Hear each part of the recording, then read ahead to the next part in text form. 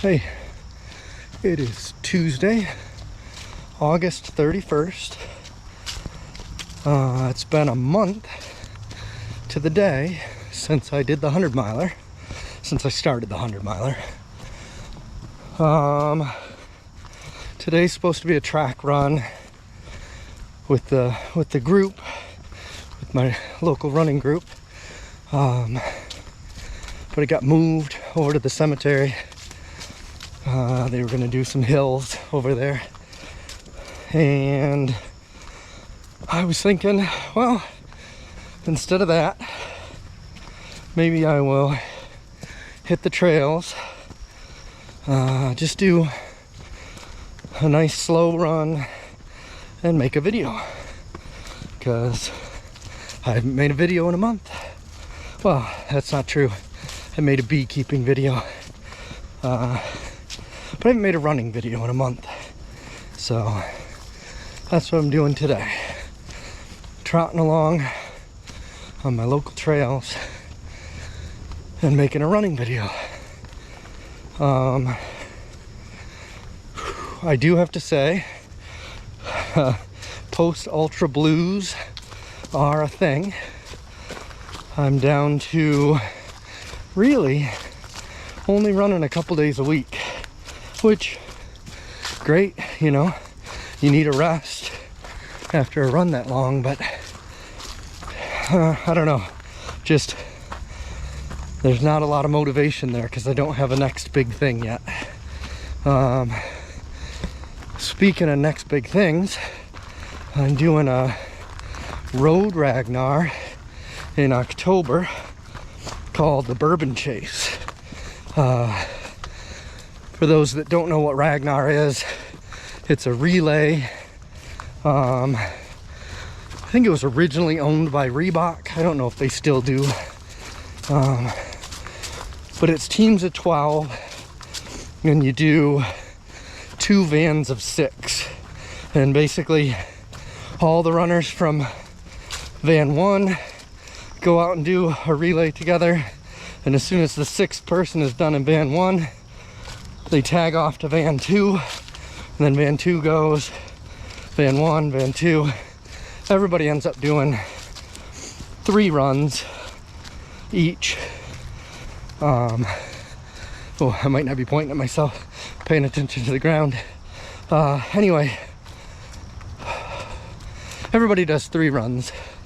They are anywhere from 4 miles to, I think 10 miles would probably be a long one, or probably be longer than what they have. But anyway, it's fun. It's a good camaraderie race. I have to say, relays are probably my favorite runs. Same reason I like group runs. Just gives me the opportunity to hang out with people that share my interests, I guess. Ooh, tree down. Just one, but it's a big one. Anyway, so I've got that coming up. But like I said, I think my longest leg is 7 miles. So it's not really anything that I need to be trained up for. Plus we're not going for speed or anything. If we were, I wouldn't be on the team. So that's just going to be a fun running weekend. The actual next thing I've got coming up, I organize a monthly trail run.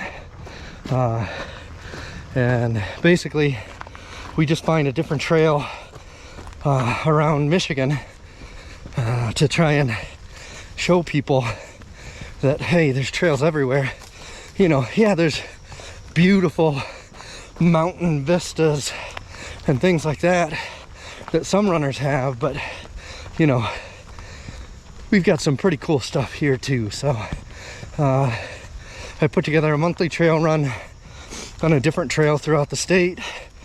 I try to be really beginner trail runner friendly. Definitely stay open to all experience levels, paces, distances, whatever. It's a fun group, very inclusive group, which is good to see. Anyway, I got that coming up in 2 weeks. I just set it up for Sunday, September 12th at the Holly State Recreation Area's Wilderness Trail. Never been there. Early on in this series, I would go scope out the trail. I would pre-run it 2 or 3 times, get a GPX map, you know, all this stuff. And now I find it on all trails. I look up like pictures from the trail to get an idea of what it's like, that kind of thing. But I'm not gonna hit Holly before we go there. It'll be just as big a surprise to me as it is to everybody else. I don't know, maybe that's me getting lazy. I just figured out that was a lot of extra work, and it wasn't anything that had to be done. So I started it November of last year, so this will be our 10th one, I think. Haven't missed a month. But yeah, that's just a fun run. We usually go, I tell them, plan to be on the trails for an hour and a half to 2 hours. And however far that takes you, that's how far you go.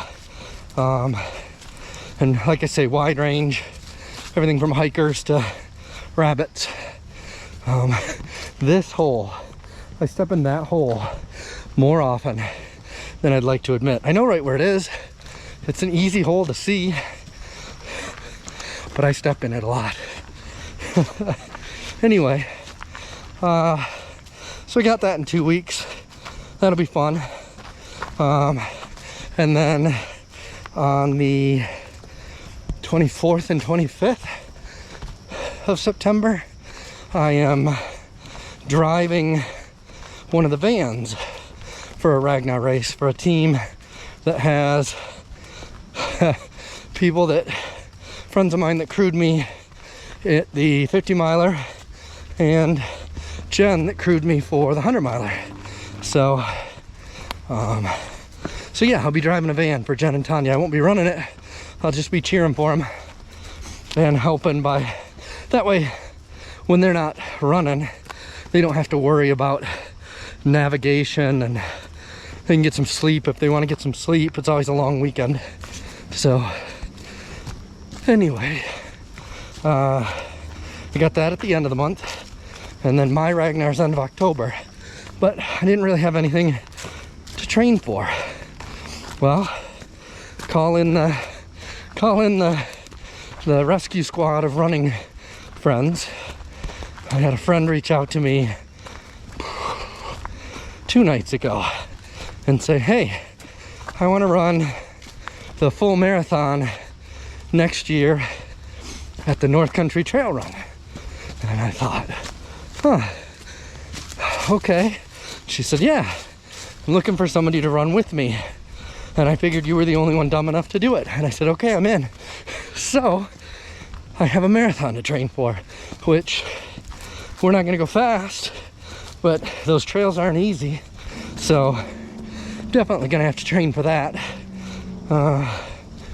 But I still need to find my next big thing. But at least I have something to keep me motivated until that next big thing comes along. My one crewmate, Brian, that paced me at the 100 miler, he's looking at doing a 100 miler next year. So I will definitely be crewing him and doing everything I can to get him through that. Just because I appreciate so much everything the 3 of them did to get me through my 100. He keeps joking that the best way I could crew him is to run with him, sign up and run it. Depending on what race he picks, I may just do that. We'll see. I don't know though. I kind of want to circle back around. I kind of want to drop the distance a little bit, but think about more of a smart race. I've never been a smart runner. I always run based on feel, and I don't save enough, and I don't acknowledge it while I'm running. But anyway, I'm thinking about maybe backing off the distance and trying to set some PRs, set some paces that I can be proud of. I mean, yes, I'm proud that I finished that 100-miler, but during that 100-miler, I think I set a PR for my, well, I know I set my PR for 50-mile and for 100K. Both of those were my fastest, which tells me that I was going too fast for my 100-miler. But maybe go back, try and set a PR for a 50K and really push to where I know that I did the best that I could. Or maybe I keep going the direction I am and I find something longer than a 100-miler and I see if I can do that. There's races out there. Another possibility, 10 Junk Miles turned me on to, is winter ultras. And those look pretty cool.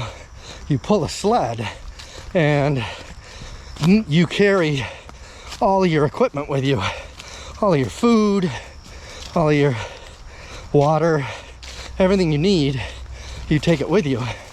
And those look pretty intense.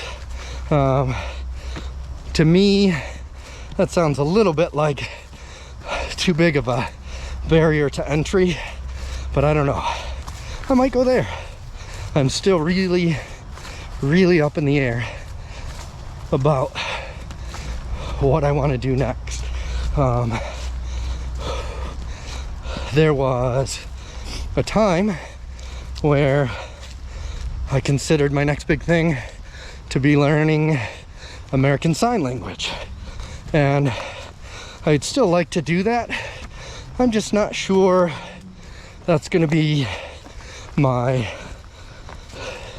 thing that I share. To me, that's a little more internal, you know. And how do you say you finished, right? You never finish learning a language. I barely speak English. So I think ASL is probably still going to happen.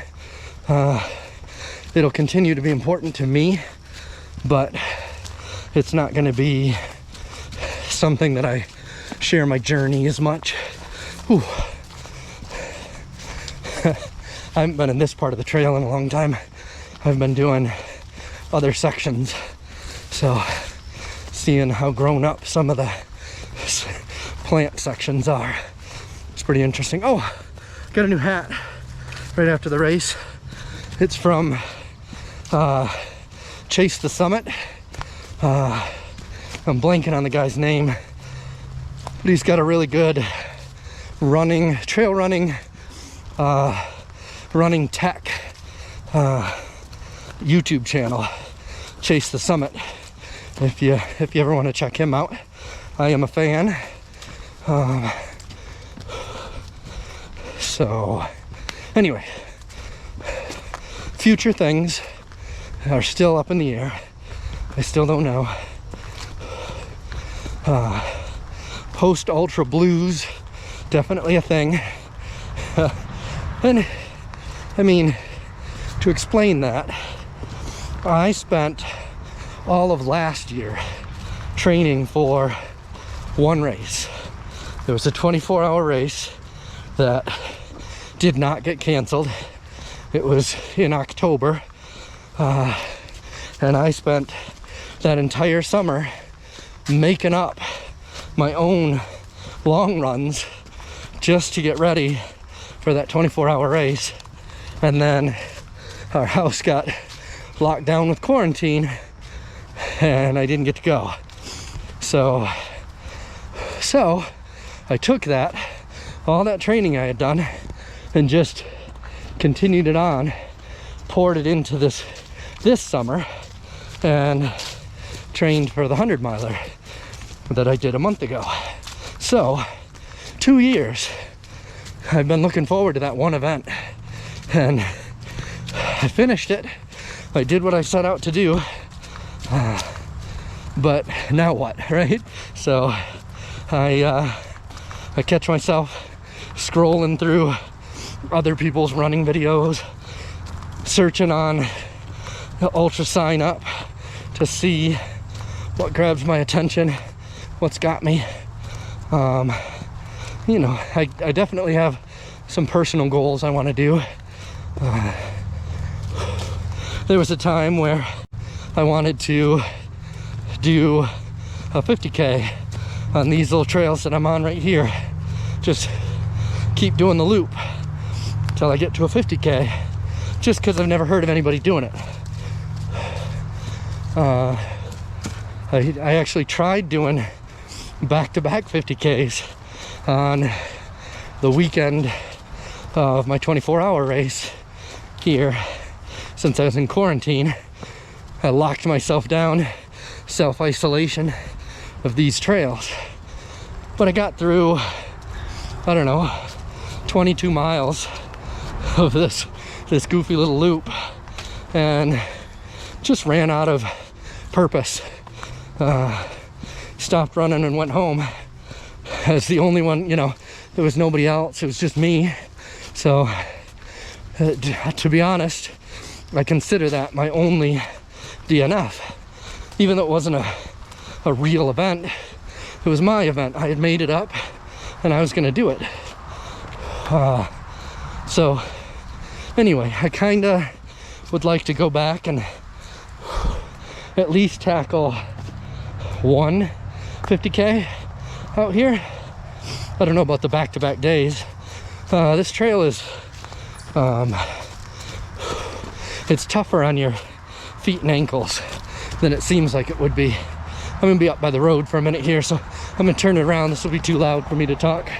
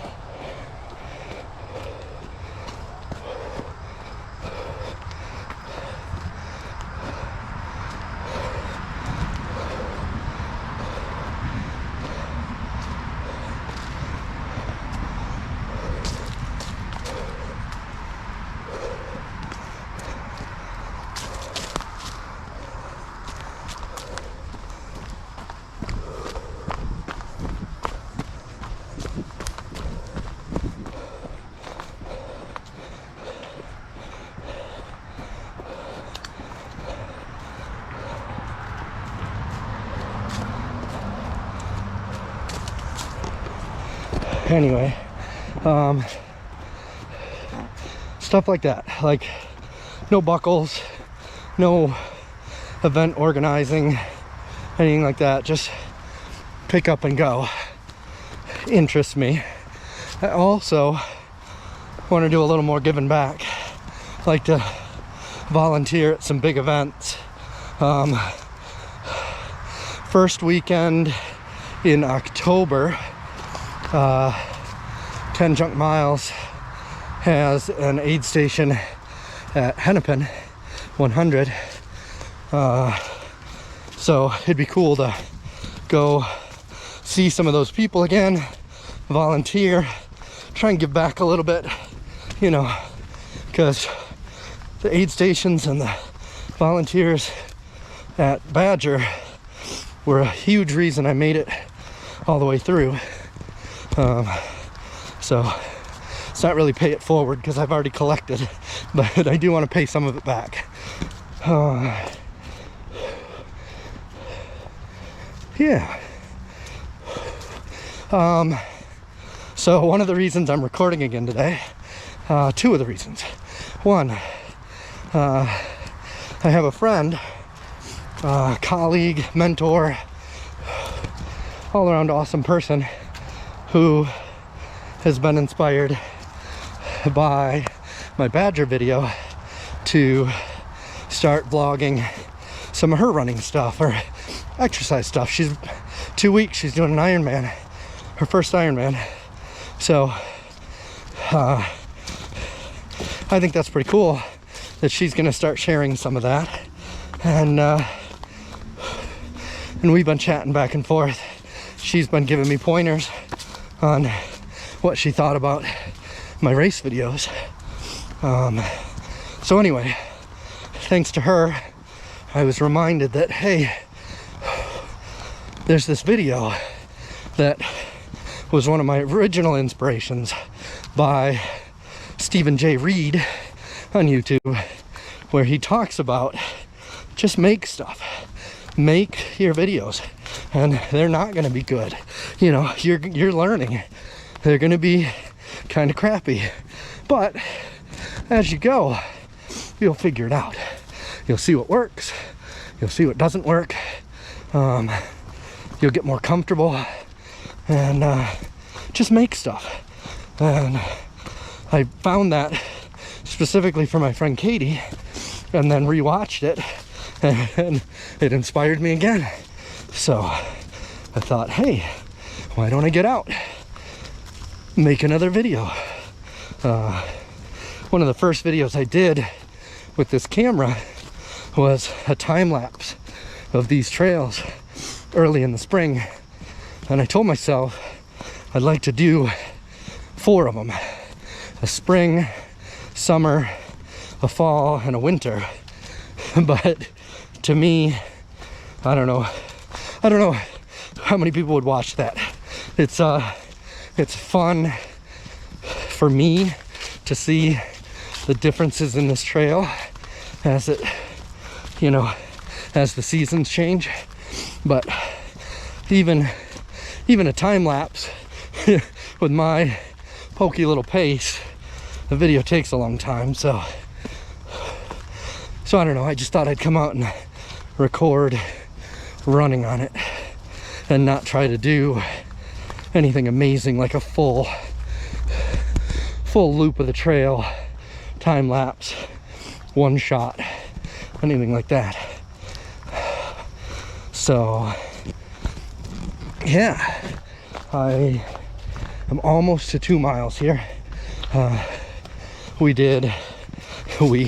You and I did the section called Jungle 1, and now we're in one called Jungle 2, because the names of the first 2 are not very creative. I don't know, but yeah, lots of little sticks down. David Frost is one of the guys that maintains the trails out here, and he had foot surgery this year. He's a biker, a mountain biker, among a million other things. He's a polymath that is also a biker. Anyway, he had foot surgery. Normally in the summers, I'll just send him a Facebook message and say, hey, you know, there's big trees down here in the trail, whatever, and he or some other volunteers come out and clean it right up. I didn't do that this summer. I didn't think it would be nice to rub it in that I was out on the trails and he's laid up. So he's a fun guy I'd like to watch videos from. He does all sorts of cool stuff. He races ice sailboats in the winter, like 3 ice skates in a little teeny boat with a big sail on the lakes in upper Michigan.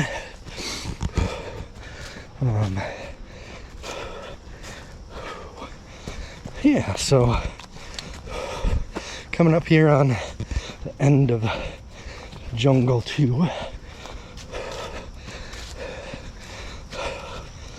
The rest of the crew that are running over at the cemetery are getting together for dinner because it's Taco Tuesday. We mixed up the location. So I live in Charlotte, Michigan. It's spelled just like Charlotte, North Carolina, but for whatever reason it's called Charlotte. It's named after a woman from way back when, is what I've heard. But anyway, and Charlotte has a Mexican place that has existed for years and years and years and years, since my kids were little. And we had kind of a scratch made, a little bit nicer restaurant downtown that closed. And basically we've got a million pizza places and two okay Chinese places and one good Mexican place. So what moves in? Another Mexican place. And so I've banned it. I've said, no, we don't need more Mexican. I'm not going there. I'll wait till it shuts down, and I'll go there when it turns to an Italian place or a steakhouse or something like that. Good burger place. Anyway, one man taking a stand. Anyway, for my wife's birthday yesterday, we went there and it was really good. So now I said something about it being really good to one of my friends that runs, Brian, and I told him that they had Crescent Fresh, which is a local IPA made in East Lansing by Ellison Brewing. They had Crescent Fresh, which is one of his favorite beers, on tap, and they sell it in 32-ounce mugs. At which point, today's post-run rehydrate and replenish our calories has been moved there, out of our local brewery and into the new Mexican place. It's not new. It's been there since things were allowed to reopen after COVID. But anyway, so they're probably gonna do 45 minutes over there. All right, we just left Jungle 2 and now we're going into the Pines, named such because, well, it's full of pines. This is the hilliest section. It's a dome, so you're either running along the side of the dome like I am now, or you're running up and over it. Anyway, so my plan tonight was to run, I don't know, roughly 45 minutes and then go meet them and replace some calories. So I've gone from banning it just based on principle to eating there 2 days in a row. Oh well. They have shark nugget tacos, and I made mention of how that seemed fairly obscure, and my oldest let me know that most fish that's sold as whitefish is actually shark meat, because they hunt them just for the fins, for like shark fin soup, and the rest of that meat is basically going to go to waste, so they sell it to the cheapest bidder. So this place is just owning up to the fact that it's shark, and where most people would call it whitefish. So I learned something new yesterday. I always thought cod or tilapia, because cod are so big, and tilapia, my understanding is, are pretty cheap to do farm raised, but apparently shark. So, a little tidbit.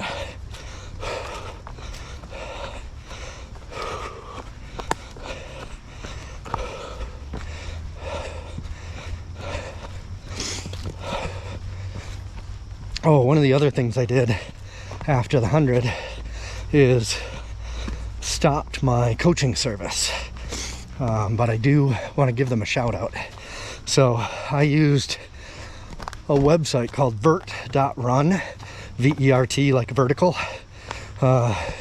Vert.Run, and it was really reasonably priced. I got the first chunk of it on, like, with a discount code from another YouTuber that I watch. He goes by Ultra Trail Steven. But anyway, great service. I give them a ton of credit for me getting through the 100. It was nice. It was personalized to where I picked an initial plan, but then the coach reaches out and talks to you, and you work with that coach and they adjust the plan based on how you're doing. But I just didn't think, with nothing left that I'm training for, I didn't think it made any sense to pay for coaching. We'll see when I find the next big thing. Depending on how much it scares me, I may go get them and turn it back on again.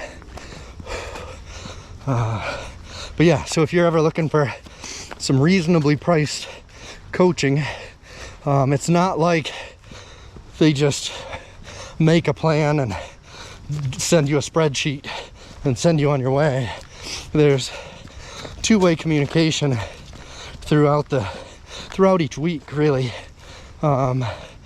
You kind of check off as you complete runs on different days and whatnot, and you mark off how you felt about it, and then you can comment if there's something that you want to share with your coach about that particular training.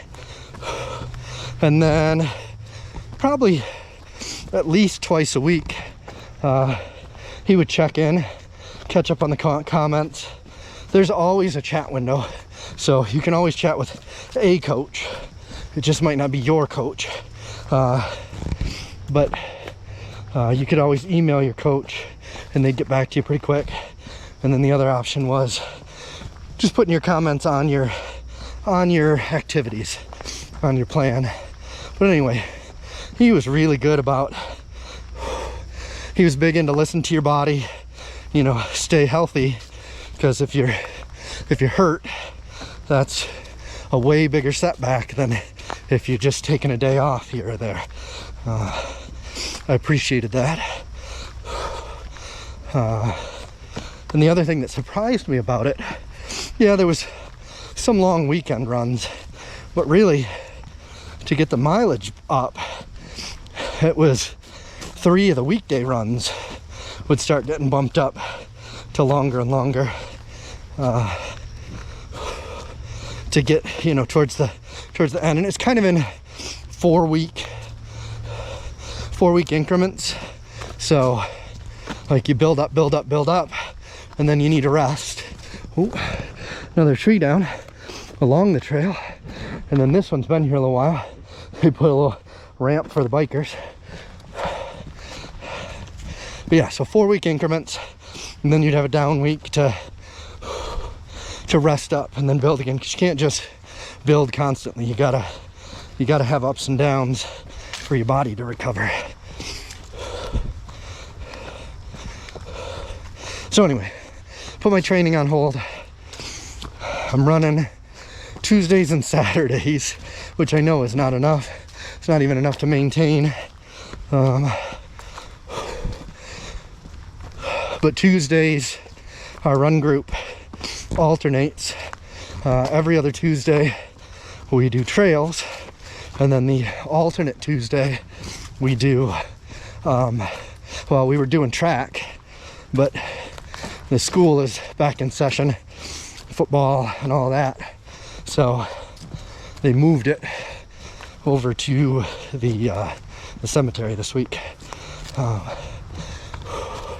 We almost always do these trails, some sections of these trails, but I think next week, to maybe get some more of our Lansing friends, because we also do it pretty early. We do it at 5:30 p.m., 5:30 in the evening. So anybody that works in Lansing, it's a 20-minute drive. Odds are they're not gonna make that. So this one, I figure if I give a bonus 15-20 minutes before we start, so that the Charlotte crew can get there,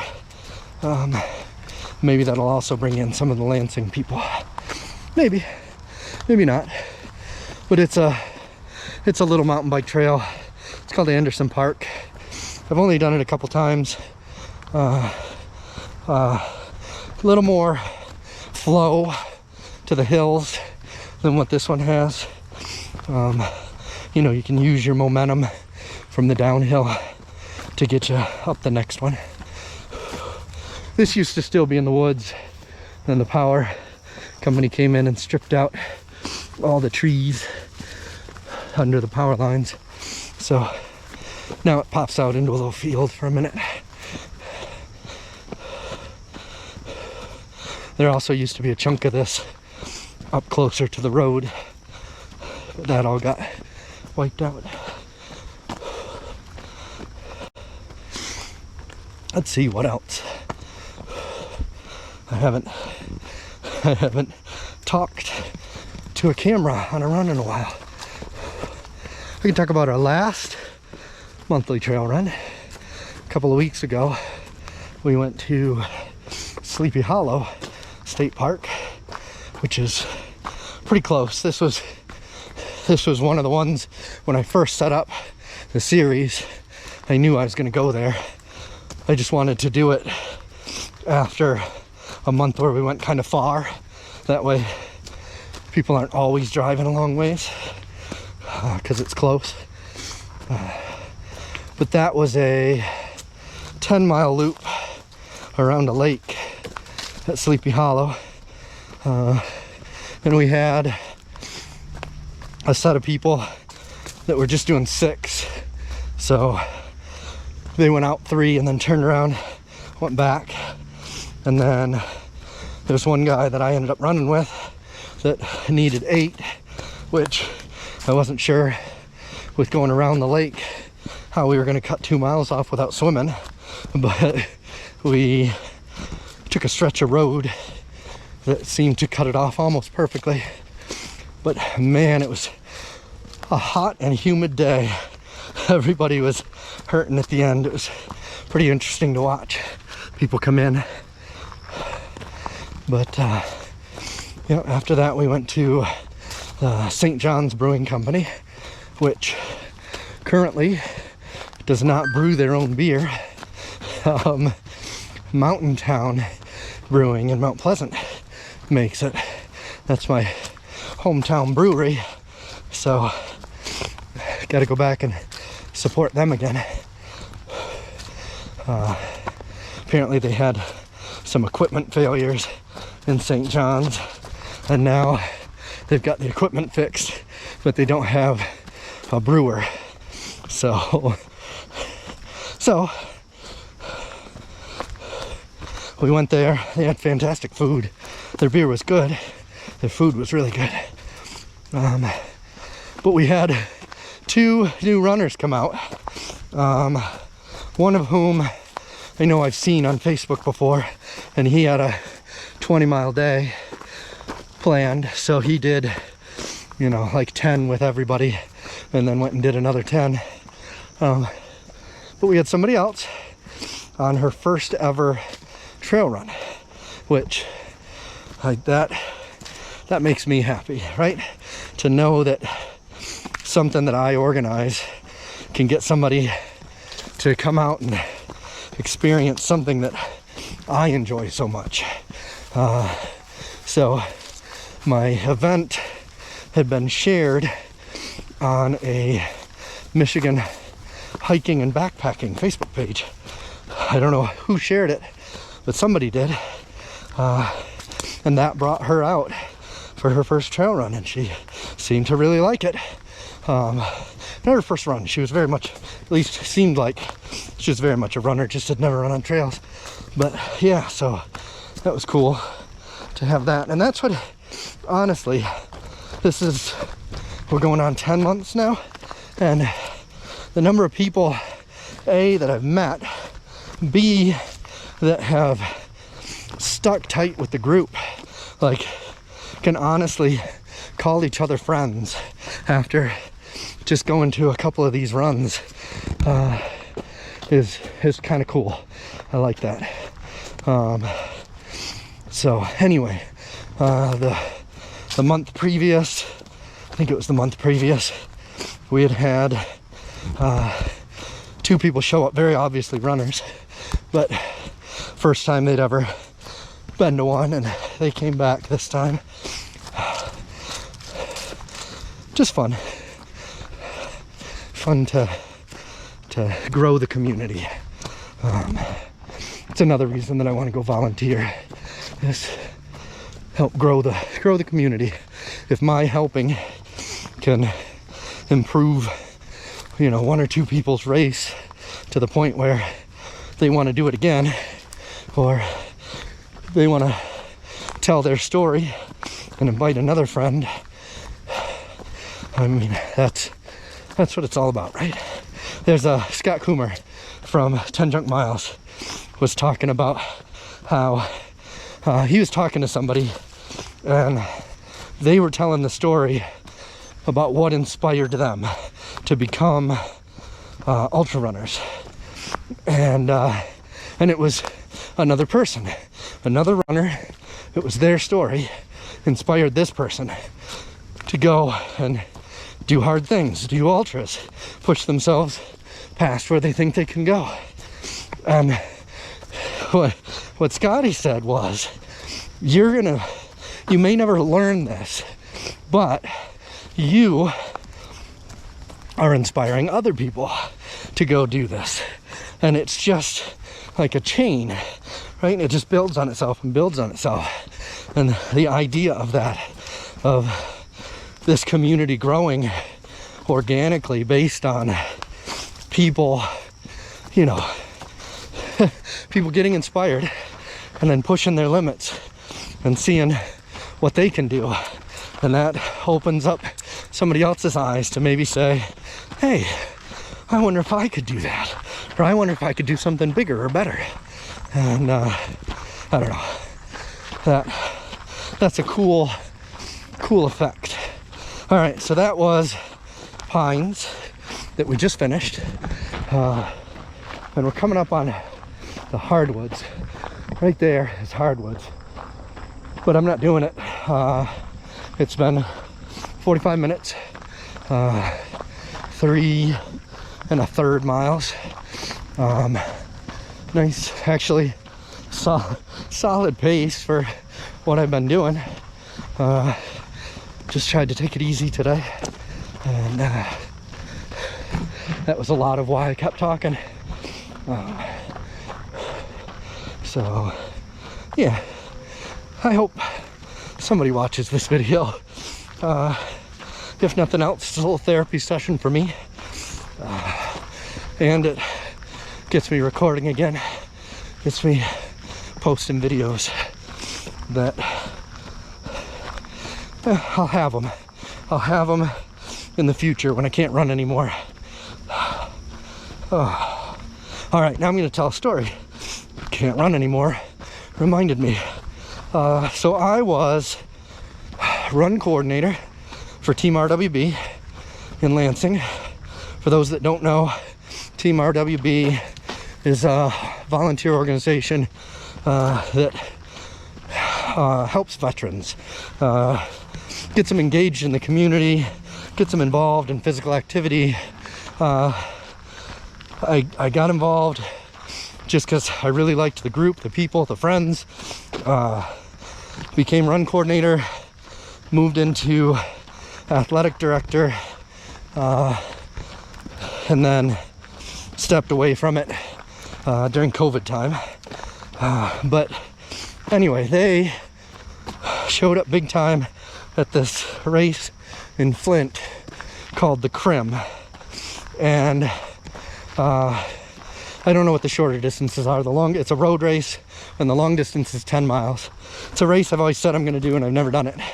Anyway, one of our friends from RWB, he's a really good competitive runner in his day, then just solid, could do anything runner, super friendly. First guy at RWB that I talked to in my first run, right? And he's had some health issues over COVID, but in 2019, he, instead of running it, instead of really pushing himself, he walked it with a bunch of the RWB people that were run walking or just walking or rucking or whatever with that group. And this year at the Crim, that group framed a picture of him and carried it through the course of the Crim, and took pictures with it and registered him for the race. And then after the race, took it over to his house just to let him know that he was there with him. Oh, and that right there, that's the RWB community. That's the running community. It's important to have friends like that, have a group like that. So I thought that was a good enough story that it was worth me running an extra loop here. We're back at the hardwoods to share that, because acts of kindness like that, letting people know that they mean something to you, that's a big deal. So I'm gonna leave on that note, and I hope you like the video.